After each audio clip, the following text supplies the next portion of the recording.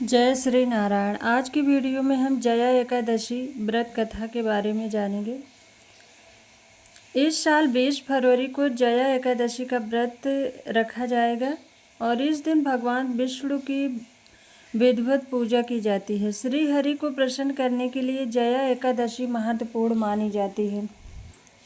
इस साल 20 फरवरी के दिन जया एकादशी पड़ रही है। यह एकादशी माघ मास के शुक्ल पक्ष की एकादशी तिथि को मनाई जाती है, जो प्रभु श्री हरि विष्णु को समर्पित है। उदया तिथि के अनुसार 20 फरवरी के दिन मंगलवार को जया एकादशी व्रत रखा जाएगा और पूरे विधि विधान से विष्णु भगवान की पूजा अर्चना की जाएगी।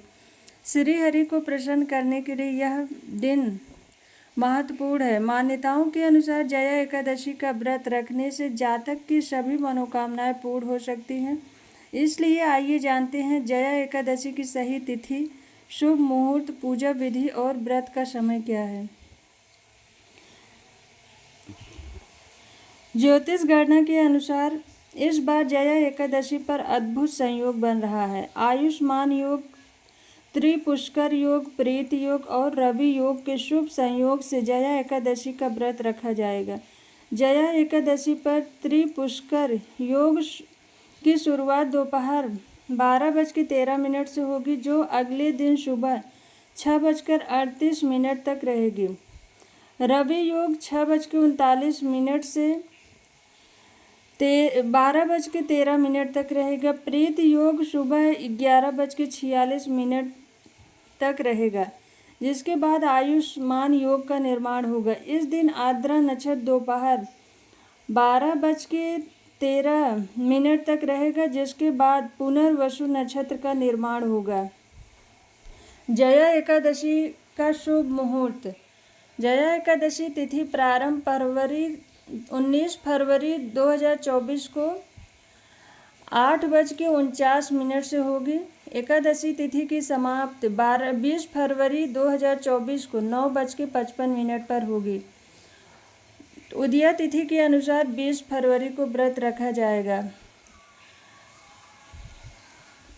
पारण करने का शुभ मुहूर्त 6:38 से 8:55 तक पारण रहेगा। द्वादशी के दिन 21 फरवरी को।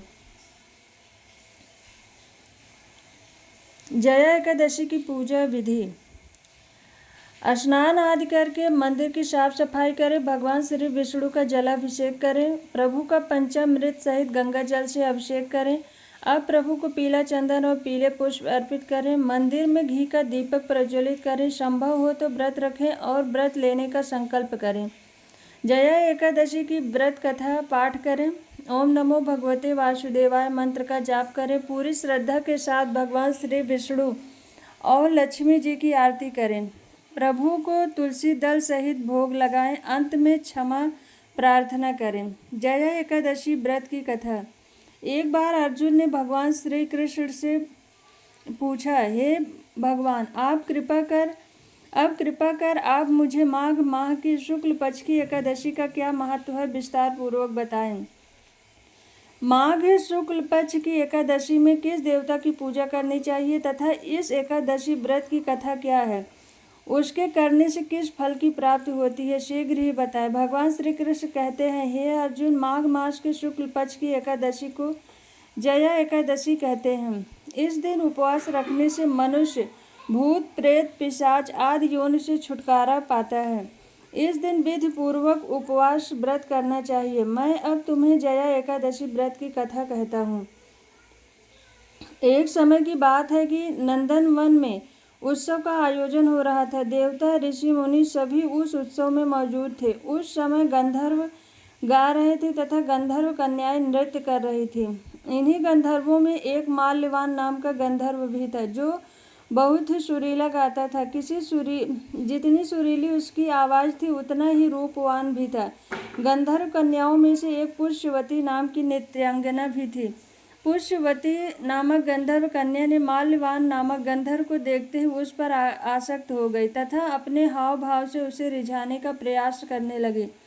माल्यवान भी उस पुष्पवती पर आसक्त होकर अपने गायन का सुर ताल भूल गया। इससे संगीत की लय टूट गई और गान का सारा आनंद बिगड़ गया।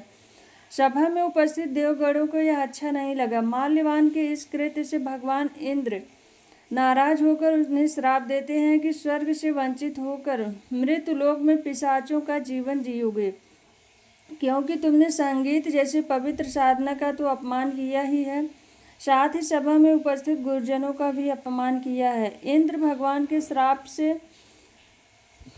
के प्रभाव से दोनों पृथ्वी पर हिमालय पर्वत के जंगल में पिशाची जीवन व्यतीत करने लगे। पिशाची जीवन बहुत ही कष्टदायक था। दोनों बहुत दुखी थे। एक बार माघ के शुक्ल पक्ष की जया एकादशी के दिन संयोग से दोनों ने कुछ भी भोजन नहीं किया और न ही कोई पाप कर्म किया। उस दिन मात्र फल फूल खाकर ही पूरा दिन जीवन व्यतीत किया। भूख से व्याकुल तथा ठंड के कारण बड़े ही दुख के साथ पीपल वृक्ष के नीचे इन दोनों ने एक दूसरे से सटकर बड़ी कठिनता पूर्वक पूरी रात बिताई। पूरी रात अपने द्वारा किए गए कृत्य का पश्चाताप भी करते रहे और भविष्य में इस प्रकार के भूल न करने का भी दृढ़ निश्चय करते रहे। सुबह होते ही दोनों की मृत्यु हो गई। अनजाने में ही सही उन्होंने एकादशी का उपवास किया। भगवान के नाम का जागरण भी हो चुका था। परिणाम स्वरूप प्रभु की कृपा से इनकी पिशाच यौन से मुक्ति हो गई और पुनः अपने अत्यंत सुंदर अप्सरा और गंधर्व की देह धारण कर सुंदर वस्त्रों तथा आभूषणों से अलंकृत हो दोनों स्वर्ग लोक को चले गए। देवराज इंद्र उन्हें स्वर्ग में देखकर आश्चर्यचकित हुए और पूछा कि वे श्राप से कैसे मुक्त हुए। तब उन्होंने बताया कि भगवान विष्णु की उन पर कृपा हुई है। हमने अनजाने में माघ शुक्ल एकादशी यानी जया एकादशी का उपवास हो गया, जिसके प्रताप से भगवान विष्णु ने हमें पिशाची जीवन से मुक्त कर दिया। कुछ इस तरह से जया एकादशी का व्रत करने से भक्त को पूर्व में किए गए पाप कर्मों से मुक्ति मिलती है। जया एकादशी के दिन भगवान विष्णु का आशीर्वाद पाने के लिए विष्णु चालीसा का पाठ करें।